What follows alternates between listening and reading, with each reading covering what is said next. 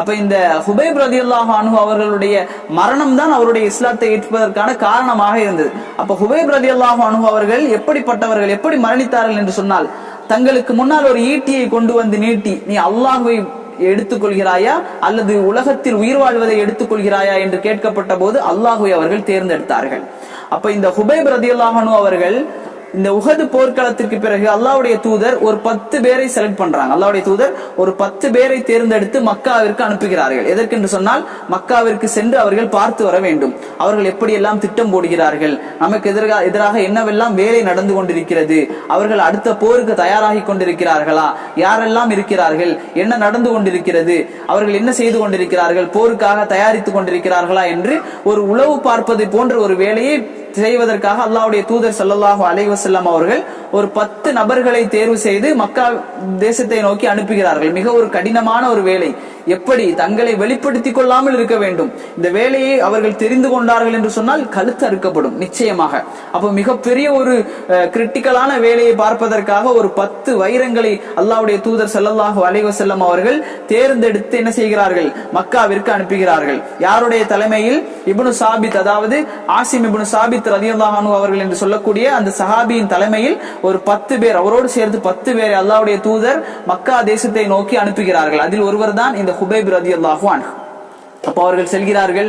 மக்கா தேசத்தை நோக்கி செல்லக்கூடிய சமயத்தில் அதற்கு முன்பாக ஒரு இடத்திலே அவர்கள் தங்குகிறார்கள். ஏன் அப்படின்னு சொன்னா, ஒரு ஊருக்கு டக்குன்னு உள்ள போயிட முடியாது. அந்த இடத்துல தங்கி அந்த ஊர் எப்படி இருக்கிறது, எப்போது உள்ள செல்லலாம், எப்பொழுது அவர்களை அப்படியே சந்திக்கலாம், எந்த கடைகளுக்கு போய் சாப்பிடலாம் என்பதாக ஒரு திட்டம் போட்டுக்கொண்டுதான் உள்ளே செல்ல வேண்டும். அப்போ அங்க ஒரு இடத்துல உட்கார்ந்து கொண்டு ஹுபைப் ரலியல்லாஹு அன்ஹு அவர்களும் ஆசிம் இப்னு சாபித் ரலியல்லாஹு அன்ஹு அவர்களும் அந்த 10 பேரும் அப்படியே அந்த இடத்தில் இருந்து கொண்டு பேசி கொண்டிருக்கிறார்கள். அப்ப என்ன பண்ணப்படுது, அதுக்கு பக்கத்துல ஒரு குலத்தார் இருக்கிறார்கள். அவர்கள் என்ன செய்கிறார்கள், அவர் மக்காவாசி கிடையாது, ஆனாலும் இஸ்லாத்திற்கு மிகப்பெரிய ஒரு விரோதிகள்.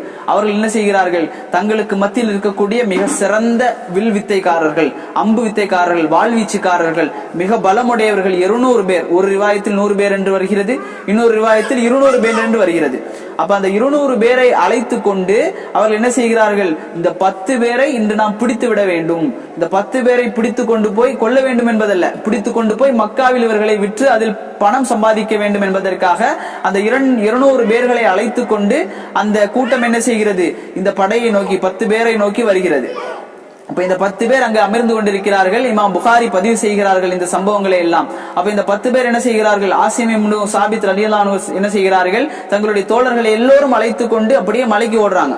மலைக்கு ஓடுகிறார்கள். ஒரு 200 பேர் வந்து கொண்டிருக்கிறார்கள். நாம் எப்படியாவது இவர்களிடத்திலிருந்து தப்பித்து விட வேண்டும் என்பதாக இந்த 10 சஹாபாக்களும் மலைக்கு மேலாக அப்படியே ஓடி விடுகிறார்கள். அந்த 200 பேரும் அப்படியே வந்து சூழ்ந்து விடுகிறார்கள், சுத்தி இருக்கிறாங்க, ரவுண்டு கட்டிட்டாங்க என்பதாக புகாரி பதிவு செய்கிறார்.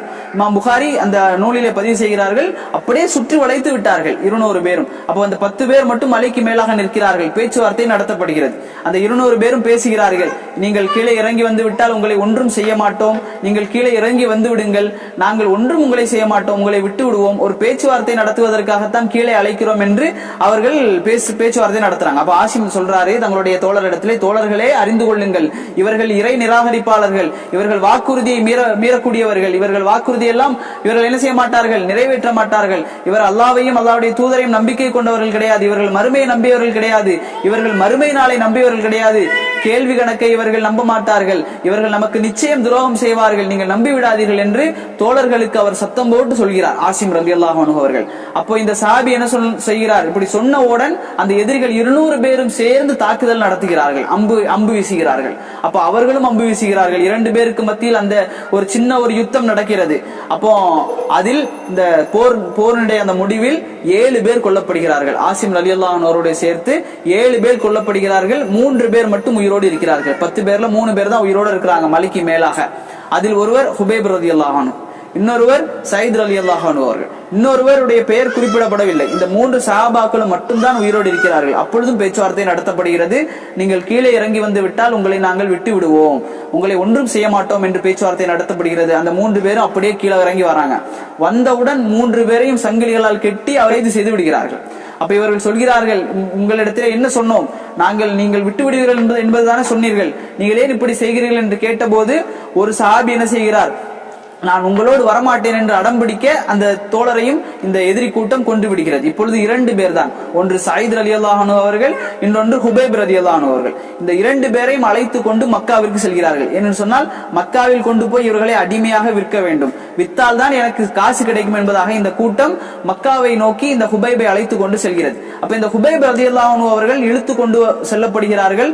அப்ப இந்த மக்காவினுடைய அந்த பூமிக்குள் செல்லக்கூடிய சமயத்தில் அவர்கள் சொல்வார்கள், குழந்தைகள், சிறுவர்கள், பெரியவர்கள் எல்லோரும் கத்துவார்கள், ஹுபைப் வந்து விட்டார், ஹுபைப் வந்து விட்டார், இவர் கிடைத்து விட்டார். ஏனென்று சொன்னால் அந்த பத்ரு போர்க்களத்திலும் உஹது போர்க்களத்திலும் அந்த ஹுபைப் ரலியல்லாஹு அன்ஹு அவர்கள் செய்த சம்பவங்கள் எல்லாம் அவர்களுக்கு நினைவில் இருக்கிறது.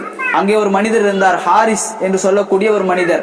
அவரையும் இந்த ஹுபைப் ரலியல்லாஹு என்ன செய்தார்கள், கொலை செய்தார்கள். அப்ப இந்த கொலைகளுக்கெல்லாம் ஒரு பழி வாங்க வேண்டும் என்பதாக ஒரு பெரிய ஒரு கோபத்தோடு நெஞ்சிலே அப்படியே குமுறுகிறது அவர்களுக்கு. ஹுபைபை எப்படியாவது பார்த்து விட வேண்டும், வாழ்க்கையில் என்றாவது ஹுபைபை பார்த்தால் நாம் கொன்று விட வேண்டும் என்ற ஒரு பெரிய ஒரு கொந்தளிப்போல் அவர்கள் இருக்கிறார்கள். அப்போ இந்த நேரத்தில் தான் ஹுபைப் ரலியல்லாஹு அன்ஹு அவர்கள் அந்த கூட்டத்திற்கு கொண்டு வரப்படுகிறார்கள். சந்தைக்கு கொண்டு வரப்பட்டு அவர்கள் விற்பதற்காக அவர்கள் நிற்க வைக்கப்படுகிறார்கள். அப்ப இந்த ஹுபைப் ரலியல்லாஹு அன்ஹு அவர்கள் சந்தைக்கு கொண்டு வந்து நிற்பாட்டப்பட்டவுடன் மக்கள் எல்லோரும் என்ன செய்கிறார்கள், இவரை நான் வாங்குகிறேன், எனக்கு ஹுபைபை தாருங்கள், நான் வாங்குகிறேன், இவரை எனக்கு தாருங்கள், நான் இவரை வாங்கிக் கொள்கிறேன், நான் இவரை வாங்கி இவரை கொள்கிறேன் என்பதாக ஒவ்வொருவராக போட்டி போடுகிறார்கள். கொஞ்சம் நினைச்சு பாருங்க, நம்ம அங்க போய் நிக்கிறோம், எல்லாரும் சூழ்ந்து கொண்டு எனக்கு தாங்க, நான் இவரை கொள்றேன், எனக்கு தாங்க, நான் வாங்கி கொள்றேன் என்பதாக சொல்லக்கூடிய சமயத்தில் எப்படி இருக்கும்? அப்ப அந்த சஹாபி அங்கே நின்று கொண்டிருக்கிறார், ஹுபைப் ரலியல்லாஹு அன்ஹு அவர்கள் ஒவ்வொருவராக வாங்குவதற்காக போட்டி போட்டு கொண்டிருக்கிறார்கள். எனக்கு தான் வேணும், எனக்கு தான் வேணும் என்பதாக போட்டி போட்டு கொண்டிருக்கிறார்கள். அப்பொழுது ஹாரிஸ் என்று சொல்லக்கூடிய அந்த மனிதர், அவரை ஹுபைப் ரலியல்லாஹு அன்ஹு அவர்கள் அந்த போரிலே கொலை செய்தார்கள். அப்ப அந்த ஹாரிஸினுடைய மக்கள்கள், அவருடைய குழந்தைகள், அவருடைய பிள்ளைகள் எல்லோரும் அந்த கூட்டத்தை எல்லாம் தள்ளிட்டு வராங்க. தள்ளி போங்கப்பா, எனக்கு தான் இவர் உரிமையானவர், நான் வாங்குகிறேன் என்பதாக வந்து கேட்கிறார்கள். இவருக்கு என்ன விலை வைத்திருக்கிறீர்கள், என்ன விலை வைத்திருக்கிறீர்கள், எவ்வளவு வேண்டுமானாலும் தருகிறேன். எந்த அளவுக்கு சொல்றாங்கன்னு சொன்னா, நானும் என்னுடைய பிள்ளைகளும் என்னுடைய பரம்பரை முழுக்க என்னுடைய சொத்துக்களையும் உனக்கு தரேன், இன்னும் என்னுடைய சந்ததிகள் முழுக்க நான் உங்களுக்கு அடிமையாக இருந்து வேலை செய்து கொள்கிறோம், எனக்கு இந்த ஹுபைபை தந்துவிடு என்பதாக அவர்கள் ஒரு கோரிக்கையை வைக்கிறார்கள். அப்போ அவரிடத்திலே இந்த ஹுபைப் ஒப்படைக்கப்படுகிறார். ஹுபைபை வாங்கி கொண்டு இன்னைக்கு செத்தரான் சொல்லி அந்த ஹுபைபை அழைத்து கொண்டு அந்த காஃபிர்கள் என்ன செய்கிறார்கள், தங்களது வீடுகளுக்கு செல்கிறார்கள். ஏனென்று சொன்னால் அது ஒரு புனிதமான மாதம், 4 புனித மாதங்கள் மார்க்கத்திலே இருக்கிறது. நமக்கு எல்லாம் தெரியும், துல்ஹஜ், முஹர்ரம், அதே மாதிரி துல்காதா, ரஜப், இந்த 4 மாதம் புனித மாதங்கள். இந்த மாதத்தில் வந்து யாரையும் கொல்லக்கூடாது, தண்டனை நிறைவேற்றக்கூடாது, இதையெல்லாம் காஃபிர்களும் அந்த நாள் கடைபிடித்துக் கொண்டிருந்தார்கள். அதே போன்று ஹரம் ஷெரீப், அந்த மக்காவினுடைய அந்த பூமிக்குள் யாரையும் கொல்ல மாட்டார்கள், எந்த உயிரையும் கொல்ல மாட்டார்கள், அநியாயம் செய்ய மாட்டார்கள். அப்போ அந்த மாதிரி ஒரு சட்டங்களை காஃபிர்களும் என்ன செய்தார்கள், பின்பற்றி கொண்டு வந்தார்கள். அப்ப இந்த 4 மாசம் கொல்ல மாட்டாங்க. அப்ப அதே போன்ற ஒரு மாதத்தில் தான் இந்த ஹுபைப் ரலியல்லாஹு அன்ஹு அவர்கள் கைது செய்யப்பட்டு கொண்டு செல்லப்படுகிறார்கள். கொண்டு செல்லப்பட்டு அவர் என்ன செய்யப்படுறார், இந்த நேரத்தில் இவரை கொல்ல முடியாது, அதனால இவரை வீட்டுல வச்சு கொஞ்ச நாள் சாப்பாடு கொடுத்துட்டு என்ன செய்வோம், இவர் அதுக்கப்புறம் கொல்லுவோம் என்பதாக வீட்டுல வச்சு இந்த ஹுபைப் ரலியல்லாஹு அன்ஹு அவர்களுக்கு என்ன செய்யறாங்க, கட்டி போட்டுட்டு போயிடுறாங்க.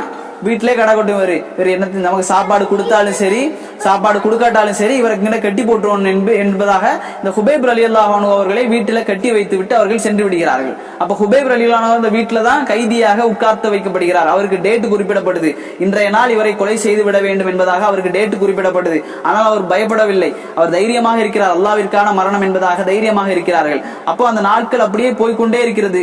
அந்த வீட்டில் ஒரு பெண்மணி இருக்கிறார், அந்த பெண்மணி அப்படியே வந்து பேசிக் கொண்டிருக்கிறார் இவரிடத்திலே, ஹுபைப் இடத்திலே. அப்போ ஹுபைப் ரலியல்லாஹு அன்ஹு அவர்கள் சொல்கிறார்கள், எனக்கு நான் மரணிக்க போகிறேன், நான் சிறிது நாளில் மரணிக்க போகிறேன், எனக்கு ஒரே ஒரு விஷயத்தை மட்டும் நீங்கள் செய்து கொடுங்கள். என்ன விஷயம், எனக்கு ஒரு சவரக்கத்தியை மட்டும் ஏற்பாடு செய்து தாருங்கள், எனக்கு ஒரு சவரக்கத்தியை மட்டும் ஏற்பாடு செய்து தாருங்கள், என்னுடைய முடிகளை நான் அகற்றிக் கொள்ள வேண்டும், அல்லாஹ்வுடைய தூதர் எங்களுக்கு கட்டளை இட்டிருக்கிறார்கள், இத்தனை நாட்களுக்கு ஒரு முறையாவது எங்களுக்கு முடிகளை அகற்ற வேண்டும் என்பதாக, அதனால் எனக்கு முடிகளை அகற்றுவதற்கு மட்டும் எனக்கு சவரக்கத்தியை கொடுங்கள் என்பதாக அந்த பெண்மணியிடத்திலே அவர் கேட்கிறார். அப்ப அவருக்கு அந்த கத்தி கொடுக்கப்படுகிறது. அப்ப கத்தியை கொடுத்து விட்டு அந்த பெண்மணி என்ன செய்கிறார், போய் விடுகிறார். ஆனால் அந்த குழந்தையை அப்படியே விட்டு விடுகிறார். அப்ப அந்த குழந்தை என்ன செய்கிறது, அப்படியே அந்த ஹுபைப் ரலியல்லாஹு அன்ஹு அவரிடத்திலே வருகிறது. ஒரு கையில் கத்தி, இன்னொரு கையில் குழந்தை. அப்ப அந்த பெண்மணி என்ன செய்கிறார், அந்த ஹதீஸ்லே வரும், திடுக்கிட்டு போய்விடார். திடுக்கிடும் ஒரு செய்தி, ஒரு அதிர்ச்சிகரமான ஒரு செய்தி. அந்த பெண்மணியை சொல்வாள், நான் எல்லாம் அப்படியே பதறிவிட்டேன்.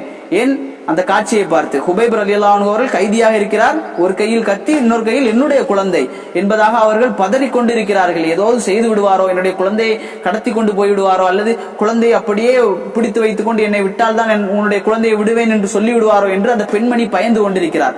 அவளுடைய முகத்தை பார்த்தவுடனே ஹுபைப் புரிந்து கொண்டார், என்ன நோக்கத்தில் நம்மை இப்படி ஒரு சோகமான ஒரு பார்வை பார்க்கிறார் என்பதை தெரிந்து கொண்டு ஹுபைப் கேட்டார்கள், நான் அந்த காரியத்தை செய்ய மாட்டேன் பெண்மணியே, நான் அந்த காரியத்தை செய்ய மாட்டேன். நான் அல்லாஹ்விற்காக மரணிக்க வேண்டும் என்று சொன்னால் நானே வந்து மரணிப்பேனே தவிர இந்த குழந்தையை வைத்து அந்த குழந்தையை கொலை செய்யக்கூடிய அளவிற்கு நீ என்னை நினைத்து விடாதே என்று சொல்லக்கூடிய அளவிற்கு அந்த ஹுபைப் ரலியல்லாஹு அன்ஹு அவர்கள் பாசமாக அந்த குழந்தையை விட்டு விடுகிறார்கள். அப்ப அந்த பெண்மணி சொல்வாள், நான் உலகத்தில் எத்தனையோ கைதிகளை நான் பார்த்திருக்கிறேன், ஆனால் இதே போன்று கொள்கையுடைய ஒரு கைதியை நான் பார்த்ததில்லை என்று அந்த பெண்மணி சொல்வாள். அதே போன்ற அந்த பெண்மணி இன்னொரு விஷயத்தையும் சொல்வாள், நாங்கள் எல்லாம் அந்த மனிதரை, அந்த ஹுபைப் ரலியல்லாஹு அன்ஹு அவர்களை அந்த ரூம்ல தான் கட்டி வச்சிருப்போம், அவருக்கு உணவு கொடுக்க மாட்டோம், அவருக்கு எந்த பழங்களையும் சாப்பிடுவதற்கு கொடுக்க மாட்டோம். ஆனால் நான் என் 2 கண்ணால பார்த்திருக்கிறேன், அந்த ஹுபைப் ரலியல்லாஹு அன்ஹு அவர்களுடைய கைகளில் திராட்சை பழங்கள் இருக்கும், திராட்சை பழங்கள் இருக்கும். அது திராட்சை சீசனும் கிடையாது, யாரும் அவருக்கு வந்து கொடுக்கவும் இல்லை, நாங்களும் அவருக்கு திராட்சையை கொடுக்கவில்லை. ஆனால் அவருடைய கைகளும் சங்கிலியால் கட்டப்பட்டிருக்கும், ஆனால் அவருடைய கைகளில் திராட்சை பழங்கள் இருக்கும். அந்த பெண்மணி காஃபிரா இருக்கிறா, அந்த பெண்மணி சொல்றா, இது நிச்சயமாக மனிதர்களால் கொடுக்கப்பட்ட திராட்சையாக இது இருக்காது, இது நிச்சயம் இறைவனிடத்தில் இருந்து கொடுக்கப்பட்ட நேரடி உணவாகத்தான் இருக்கும் என்பதாக அந்த பெண்மணியே சொல்லக்கூடிய அளவிற்கு அந்த ஹுபைப் ரலியல்லாஹு அன்ஹு அவர்கள் அல்லாஹ்விடத்திலே மிகப்பெரிய ஒரு அந்தஸ்தில் இருந்தார்கள் என்பதை நாம் பார்க்கிறோம்.